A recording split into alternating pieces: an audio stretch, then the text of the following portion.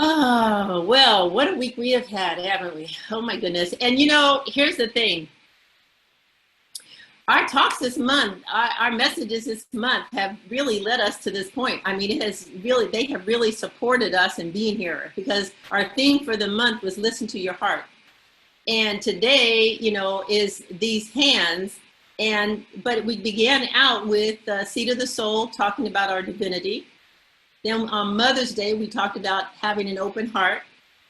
And then the day after, the following week, we talked about having passion and being passionate in whatever we're doing in our work, in our life, in our creativity. And then last week, we talked about the path. The path is about seeking the kingdom of God. And today is about these hands. It's about doing good with these hands.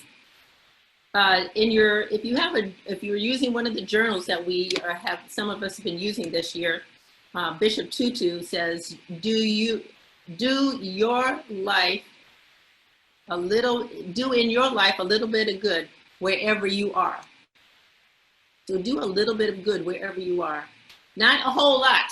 See, we always think we have to do a whole lot. We have to change the whole world. No, just do a little bit. And so,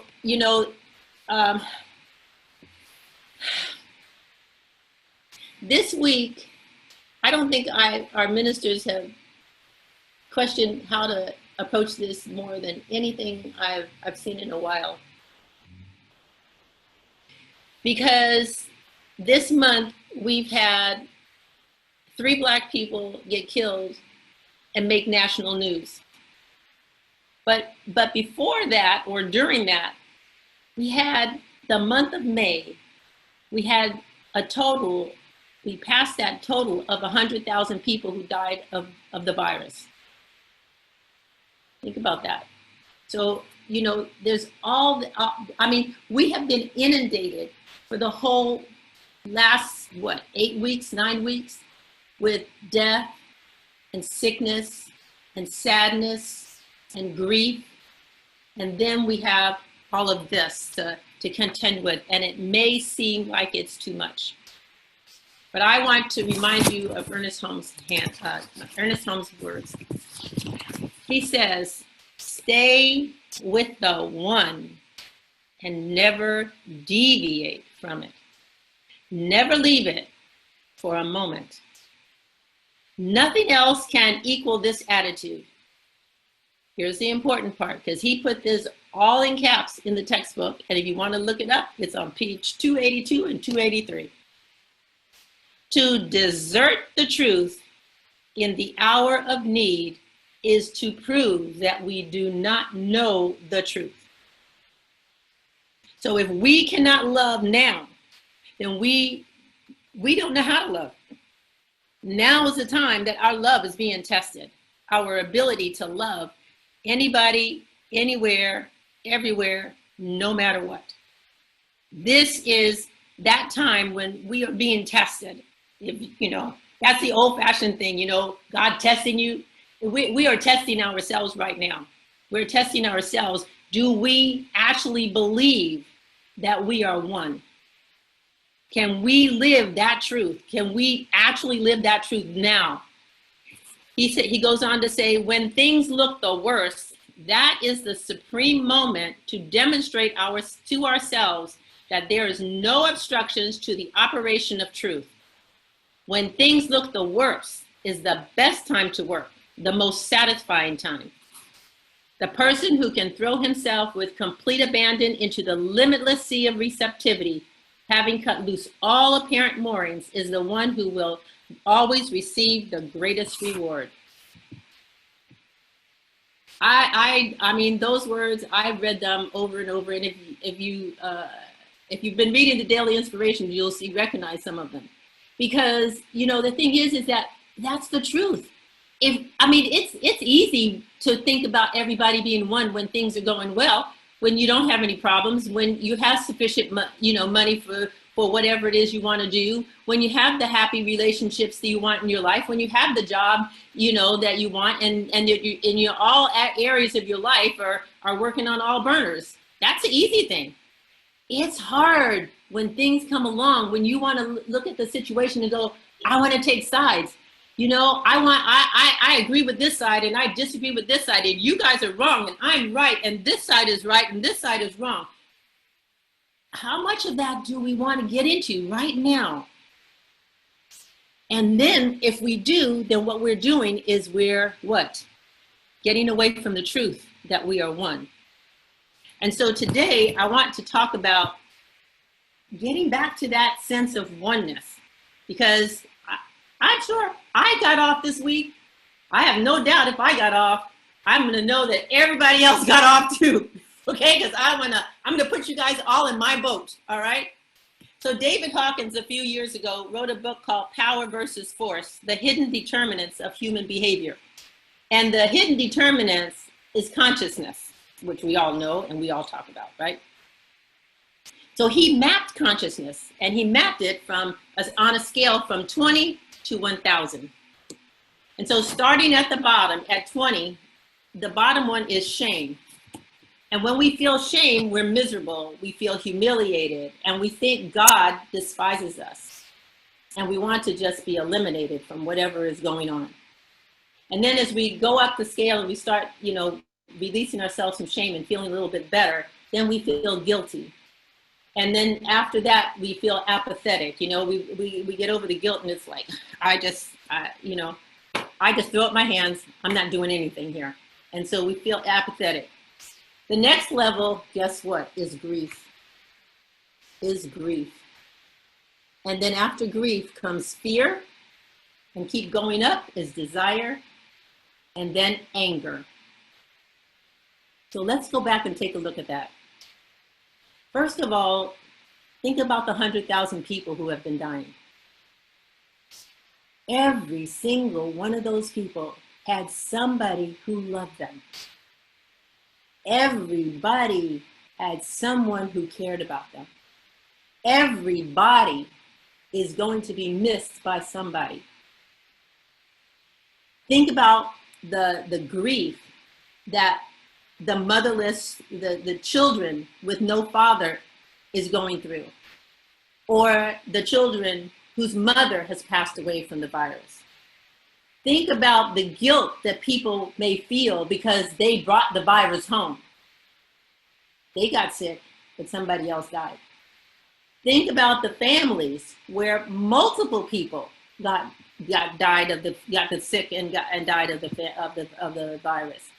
Just can you just kind of get into feeling how that feels? Even if it didn't happen to you, can you just let your heart break for all those people? For all those people who are feeling so much grief, and it's just palatable.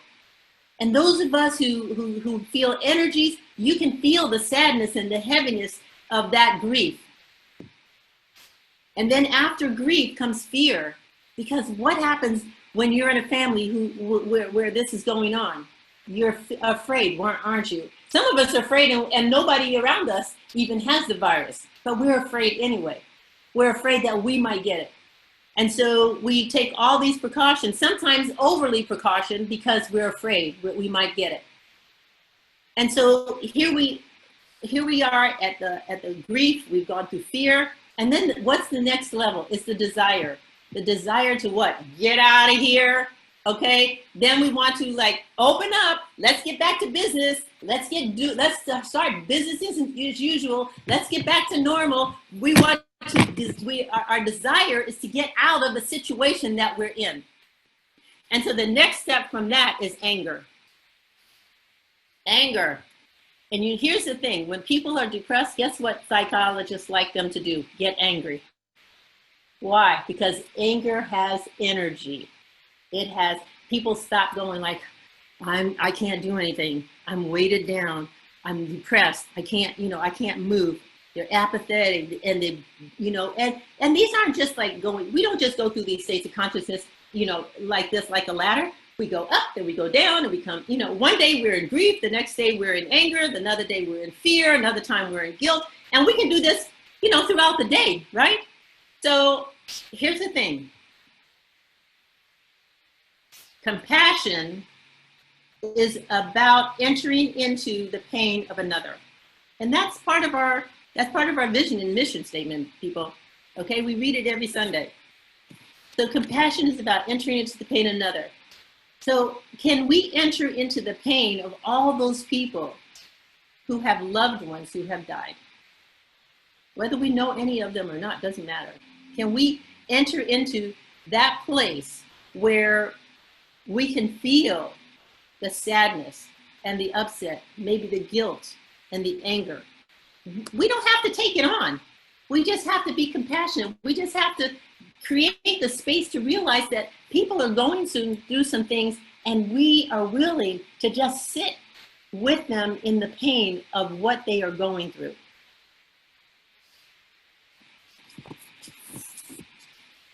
That is how we start moving into love, because anger, he's rated them, and so anger is 150 and love is 500.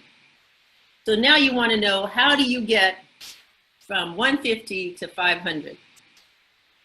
Okay, so before you can get to between 150 and 500, the next step after anger is courage. Courage. And the root of courage is to have heart. Aha, isn't that interesting? To have heart is courage. And if you have courage, what? You buck the system, don't you? You don't necessarily agree with all your friends and relatives who are busy, wanting to do this to that one and to bury that one and to whatever they want to do. You have the courage to stand in your truth and not desert it at this time of need. So in order to do that, you have to have heart. And compassion, in compassion, you let your heart break. You have to allow yourself to feel the sadness, the grief, the unhappiness, the sorrow. You have to allow yourself to feel that. But you don't wallow in it. You don't stay there. You have the courage to remember that God is all there is, that there is only one. There's manifestations of the one all over the world.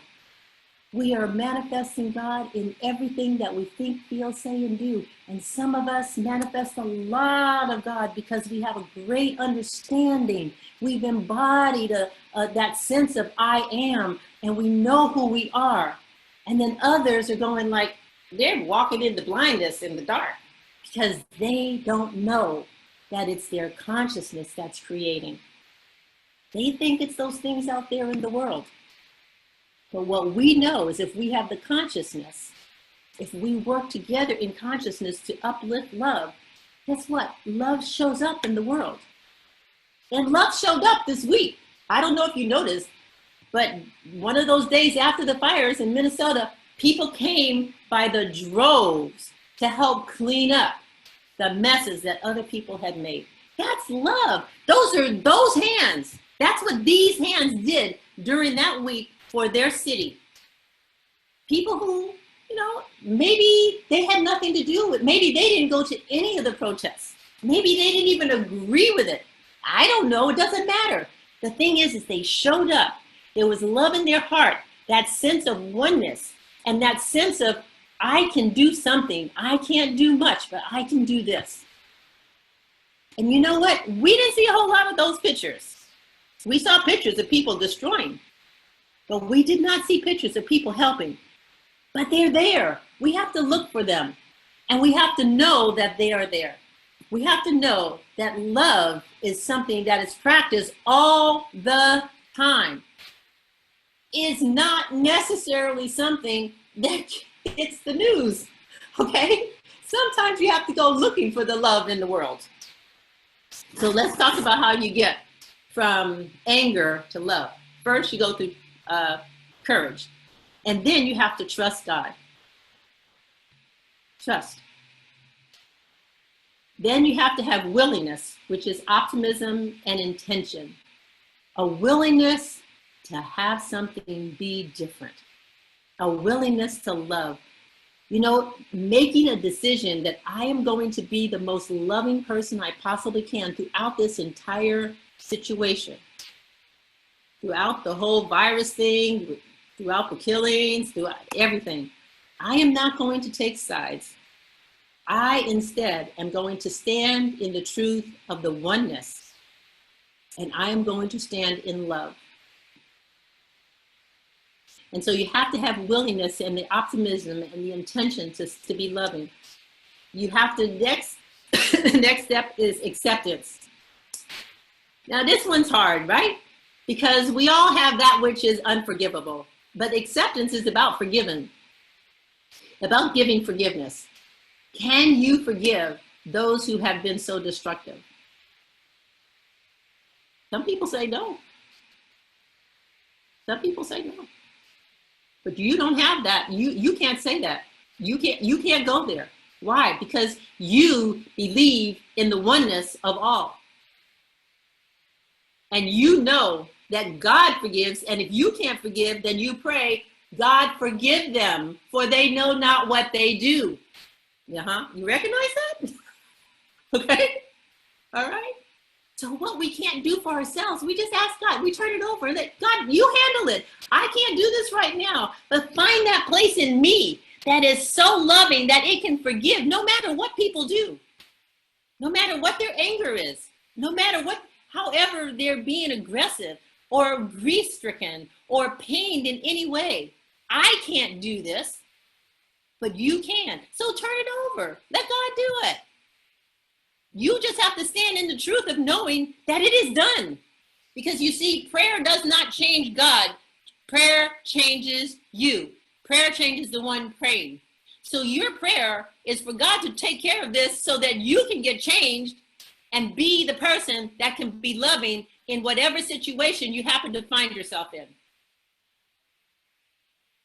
The next step is reason, which seems kind of strange. It seems like you would have acceptance, you would have forgiveness and then understand. But the thing is that we don't want to understand anybody until we've forgiven them. Have to think about that. When you're mad at somebody and you think, I don't want to forgive you.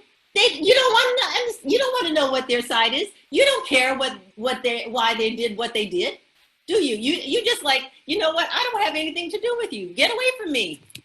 All right. So you have to forgive them in order to say, okay, let's sit down and talk about this. And that's when the understanding comes in. Do you see? So on the one hand, it looks like it's kind of weird, but it's not. We can't do anything with anybody that we're still angry with, that we're still in judgment about. Okay? So then after reason is where we want to be, and that's love. That's love. And with love comes reverence, and guess what? Revelation. And what is revelation? A new awareness. Something new. You start thinking in a new way. You see? And loving everybody becomes much easier. Why? Because you have done the work to get there. It's not easy, but that's the path that we walk. That's what we talked about last week.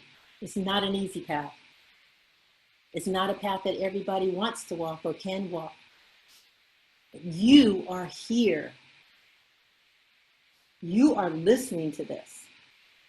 Somewhere in you, there is a desire to look at this entire situation, all the month of May, and say, there is love there. I cannot see it. I cannot understand it, but I am knowing it is there, and I am willing to be optimistic, to forgive, to understand, and allow myself to get to a place where I can love throughout all the conditions of the world that we are seeing and experiencing. Are you willing? What consciousness are you going to bring to the collective? If you're in judgment and you're choosing side, I don't care what side it is. Look at me. I could choose the side of all the black people. I could choose the sides of the protesters. I could do all of that, right? But if I do, what am I doing? I'm sitting down there with the anger. Do you see? I have to move above. I have to move up to be courageous and move up and beyond my own personal self to the universal self, and knowing that we all are to be uplifted. You and I, all of us, are participating in the collective. If we are down there with the anger, even if we're doing it in thought, guess what? We are doing it in consciousness. And if we are doing it in consciousness, we are contributing to whatever is going on in the street. So we have to maintain a place in our own consciousness where we go, you know what? I don't understand this, but I know that there is only one. There's only one God, one spirit, one presence, one life, and we are all a part of it. And regardless of our understanding, regardless of our experience, regardless of our expression, that oneness is what I am going to maintain in my consciousness. And I am going to accept as the truth of what is going on in my life, and knowing that as I pray for myself, as I stand in the truth for myself, that it is contributing to whatever is going on in the world. We have to stop thinking that we are individuals and we're by ourselves. They're asking us to wear a mask. Why? To protect yourself? No. To protect somebody else. The most compassionate thing, the most caring thing you can do is put a mask on when you go out in the street. Why? Because you start from a place of love, right? And love and compassion and caring. And then you go out in the street, put a mask on and say, you know what? I care enough about you that I don't want you to be part of the 100,000 people who are dying. Try it on. See how it feels. If it doesn't feel good, wait till tomorrow and try it on again.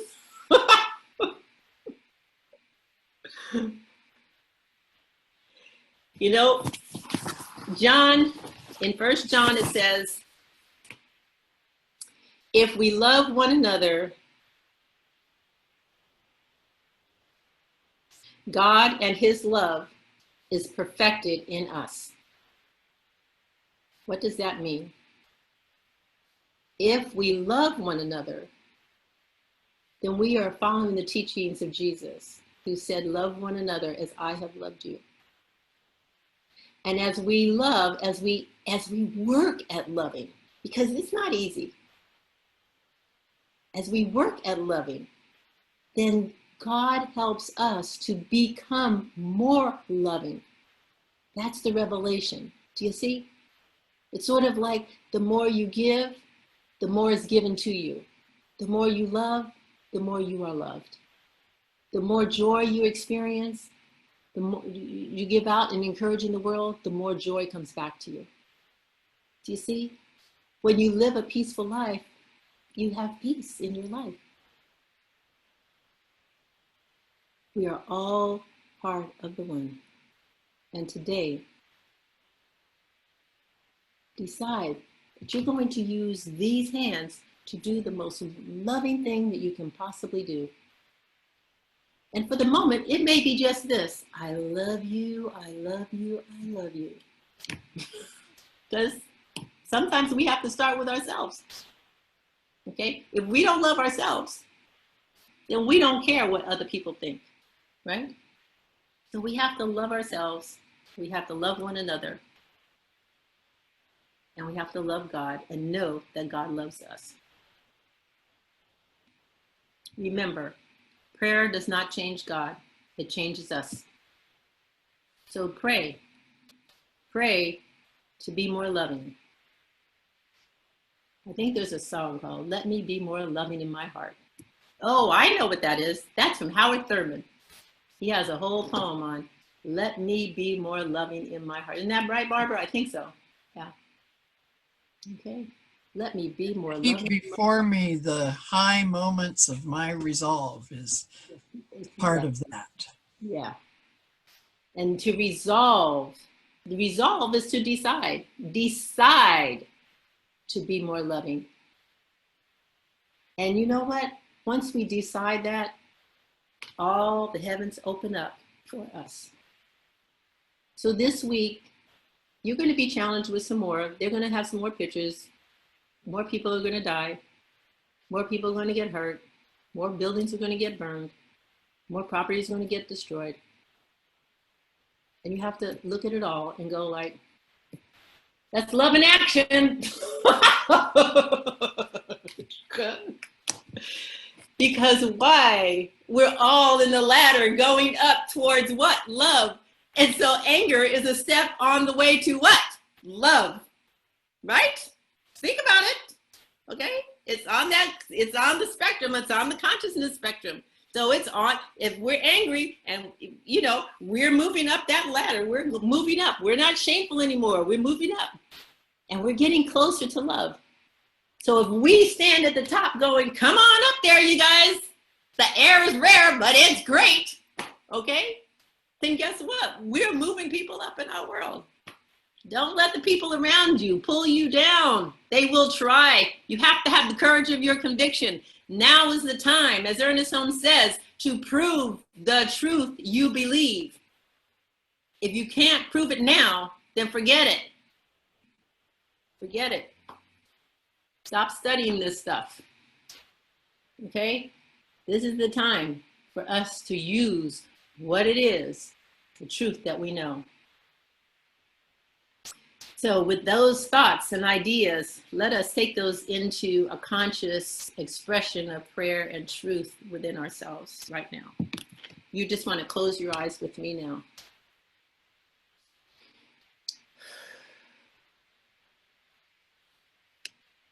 And in this moment, in this now moment, wherever we are, wherever I am, I am fully, completely, and absolutely present. And as I accept and know the truth that I am present, then I am knowing that I am present in the presence of God. And wherever I am is holy ground. And so accept this and know this is for the truth of you as well. For wherever you are is holy ground as well. For you and I, individually and collectively, are the I am that is expressing in the world, that is expressing the divine, the loving consciousness of God in the world. That we are that point of peace, of love, of joy, of wisdom, of creativity, of intelligence that is God.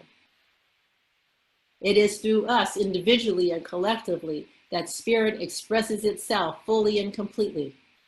It is always standing at the door, knocking, open, open, open, open. Let me in. Let me be the guide, the director, and the love in your life. And so today we say, yes, we decide, I am love. I stand for love. I stand in love. It is no trite love. It is the love that opens hearts and changes minds. It is the love that lets in the light of God in every interaction and every experience. It is the truth of love, that God is one and we are one and all is one. And so this week, as we move through images that are distressful, that are unhappy, unpleasant, are difficult to watch or even to know about, even if we don't watch them, just to know about. We are surrounding each and every person with love. We are lifting them up into a place in consciousness, in our consciousness, for prayer changes us.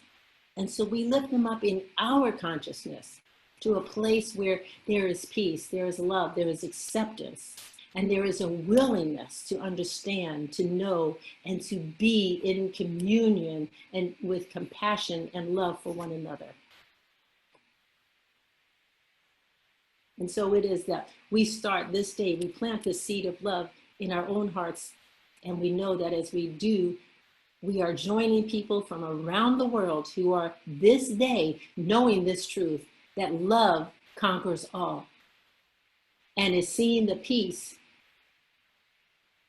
that is to come as a result of the work that we individually and collectively are doing in our hearts and in our minds this day.